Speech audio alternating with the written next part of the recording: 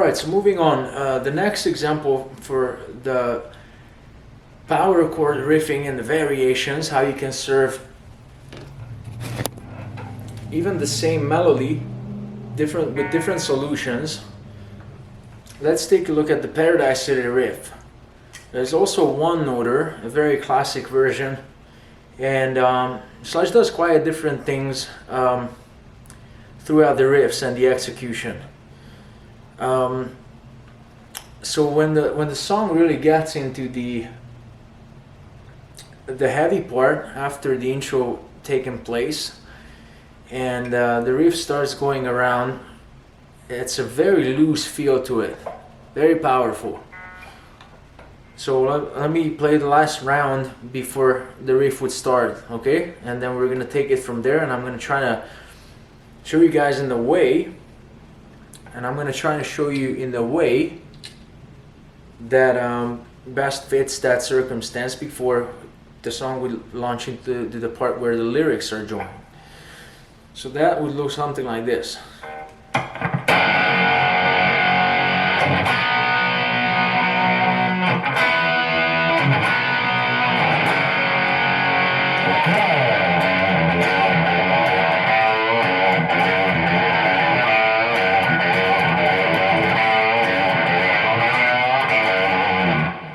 Okay, so notice that it's a very loose feel to it, and you're not palm muting.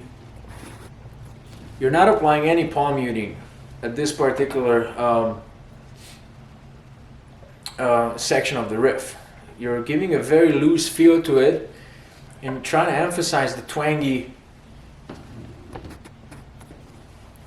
Try to emphasize that twanginess to it by placing your hand as far back as you can and try to pick over your bridge pickup, because that makes a big difference where you actually pick out those notes.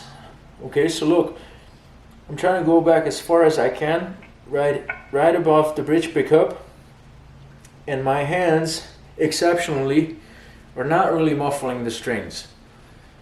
As we all know, like, this is a key technique for most cases, but right now in this particular round here, we're not applying that tool. Okay, so just like, you know, let the strings ring out as much as you can. Look.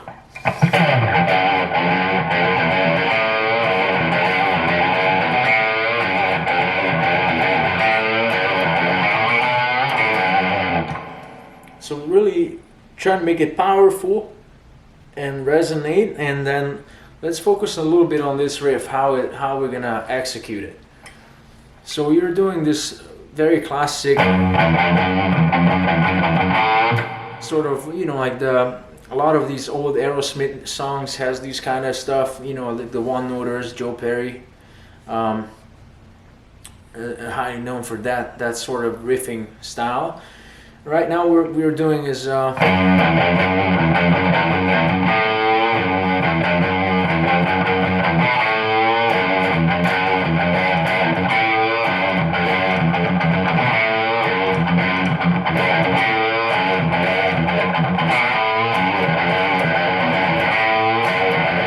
and really the trick is only at the end when you're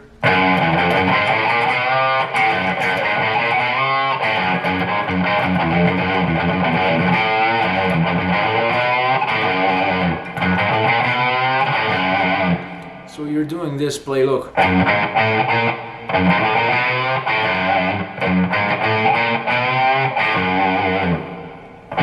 So on a G note, 3rd fret on the low E string.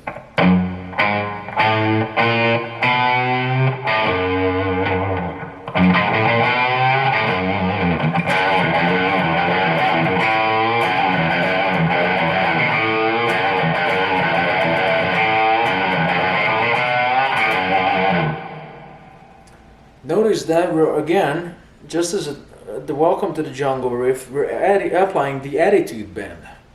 We're adding this little bend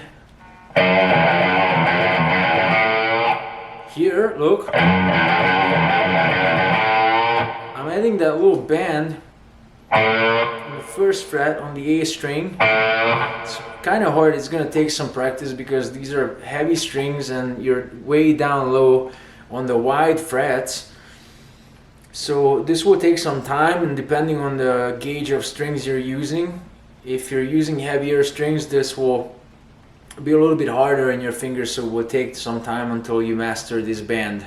It's not really a bend, it's more so just a little like a, you're just kind of like, you know.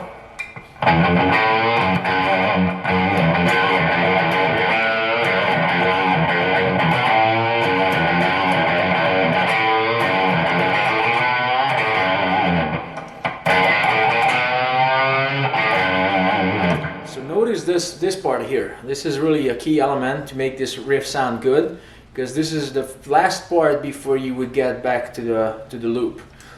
So what you have to do is from the third fret low E,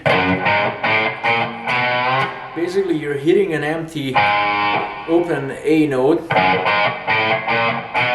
and then chromatically increase 1, 2, and then the third on the A, you're giving a full, almost like a full band.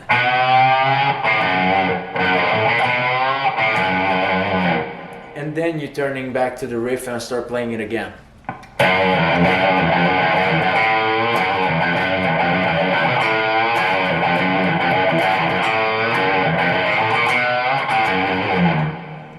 So this is when the riff goes on without the lyrics. This is the power section, and you can go back, way back, all over, like just, you know, right above your bridge pickup, and trying to increase that twanginess, that twangy feeling by picking close to your bridge. And then when you're really trying to alter the sound of the same riff is when the lyrics joins, because now the emphasis should be on the lyrics.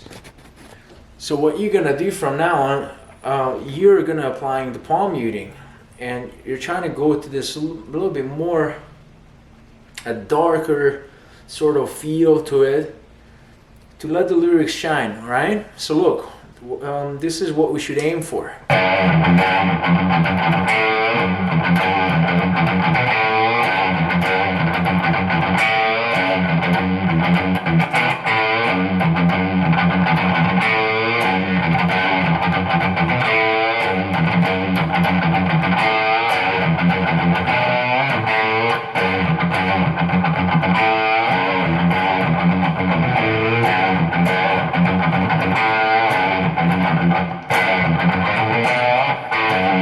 So there is some difference between the two, and I'm gonna play it back to back for you to see and hear the difference between the two riffs. So let's start with the letting the things ring out as much as possible, and then we're gonna muffle it down. So I'm gonna do a round of each.